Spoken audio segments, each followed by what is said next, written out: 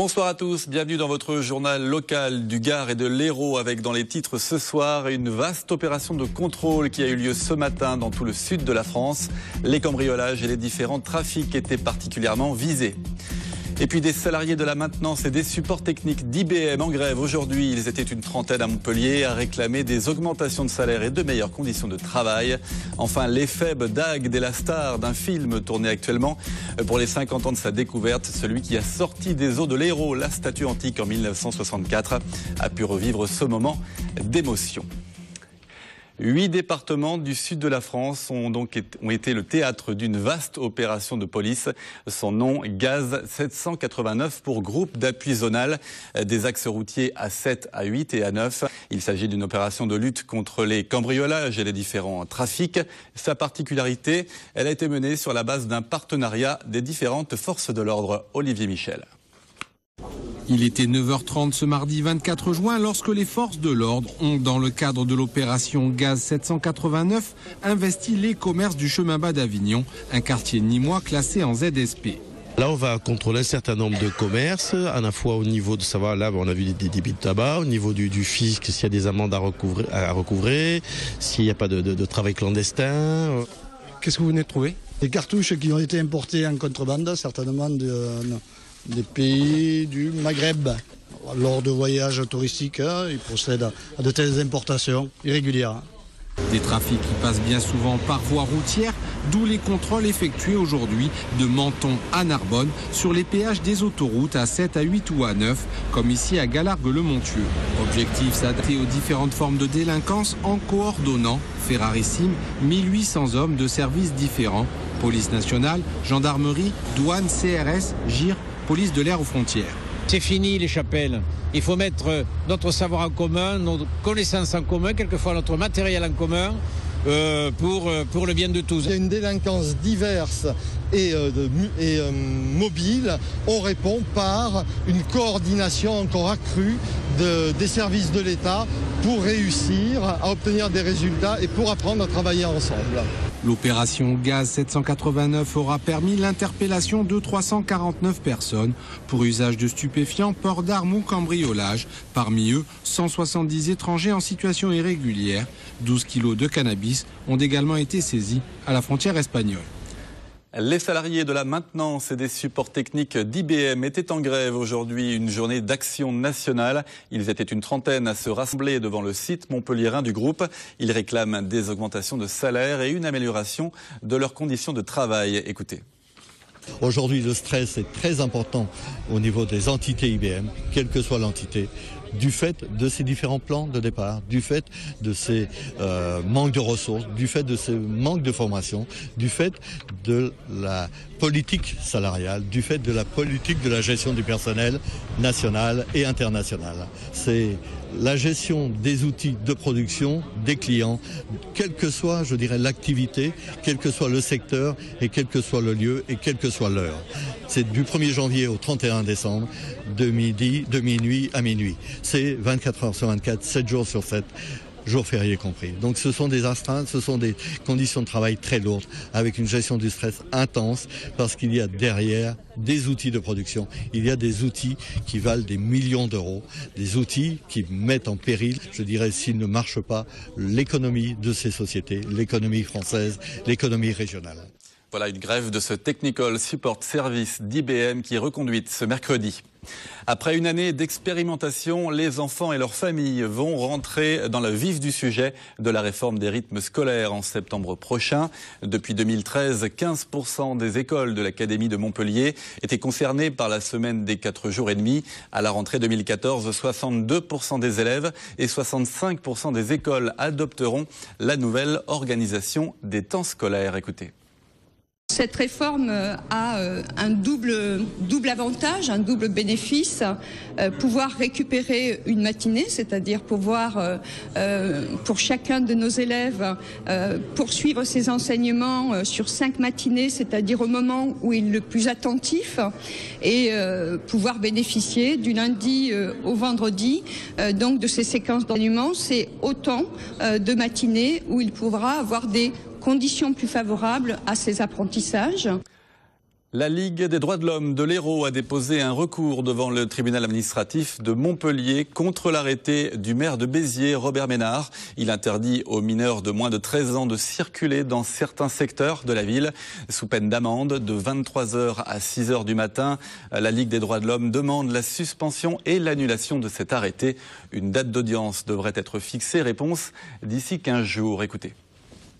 Nous pensons obtenir gain de cause tout simplement parce que ce type d'arrêté a déjà été annulé ou suspendu lorsqu'il a été pris, comme dans les conditions dans lesquelles il a été pris à Béziers. Je vous donne deux exemples. Le premier, c'est le fait d'instaurer une amende pour un mineur de moins de 13 ans. En fait, ça n'est pas autorisé par la loi. La loi interdit en fait les amendes pour les mineurs de 13 ans. Donc ça, c'est une première chose. C'est une illégalité grave et ça doit être sanctionné par les juridictions administratives. La deuxième chose, c'est que si vous êtes dans une ville où la délinquance augmente et où la délinquance des mineurs augmente, vous pouvez bien entendu prendre des mesures de ce type, mais la jurisprudence impose, notamment le Conseil d'État, de prendre à côté des mesures éducatives. On en sait un peu plus sur l'organisation du spectacle qui aura lieu dans les arènes d'Arles le dimanche 14 septembre pour la journée de clôture de la Feria du Riz. Reinetto, taureau de Miura, qui avait fracassé son box lors de la dernière Feria de Pâques et qui n'avait pu être combattu, fera son retour sur les bords du Rhône où il sera défié par des tenues blanches. Écoutez. Et ça sera un moment très spécial où les rasateurs vont affronter deux taureaux d'élevage qui ne s'affrontent jamais. Donc un taureau du curé de Valverde et un taureau de Mur, le fameux taureau de Mur qui a brisé sa cage au corral d'Arles, qui a failli s'échapper dans la ville et qui est reparti en Andalousie, qui reviendra pour cette occasion pour la Feria du Riz. Le premier qu'on a sollicité, ça a été Loïc Ozol, le triple vainqueur du Trophée des As, qui nous a de suite donné son accord. Après, on a parlé avec Chekad, qui est d'accord. Gérald Rado a parlé déjà avec Martin et Favier. Enfin, bon, on est en train maintenant, on bouclera tout ça. Mais bon, il y aura 6 rasateurs, c'est l'idée. Les rasateurs étaient enthousiastes et je crois que, bien sûr, il faut qu'ils jouent le jeu avec des taureaux neufs, quoi. Il faut pas qu'ils les rasettent n'importe comment. Mais l'ouverture à toutes ces tauromachie me plaît beaucoup pour ce dimanche matin. C'est une statue antique qui a été sortie des eaux de l'Hérault le 13 septembre 1964. L'éphèbe d'Agde est la star d'un film tourné actuellement. Jackie Fanjo est l'homme qui fit cette découverte il a pu la revivre, 50 ans plus tard, lors d'une reconstitution devant les caméras. Un moment d'histoire et d'émotion qu'ont pu suivre Céline Durchon et Iman Zouba. 50 ans après, le buste d'Alexandre le Grand rejaillit de l'eau. Pour le tournage du film des 50 ans de l'éphèbe, Jackie Fanjo est là pour cette reconstitution. Tout est mis en œuvre pour que la scène soit proche du réel. Le découvreur de la statue revit ce moment unique. Je ressens un peu ce que j'ai ressenti il y a 50 ans, c'est-à-dire beaucoup d'émotions. Je pleure pas, vous voyez, même fait. Elle y est là-dedans. Ouais, ça me rappelle tout ce bon temps et surtout cette journée mémorable où j'ai eu la chance de découvrir cet éphèbe dans le lit de l'Hérault. Cette journée mémorable, c'était le 13 septembre 1964. Membre du groupe de recherche archéologique, Jackie Fanjo découvre, lors d'une plongée, une tache de métal qui révèle l'épaule de l'éphèbe.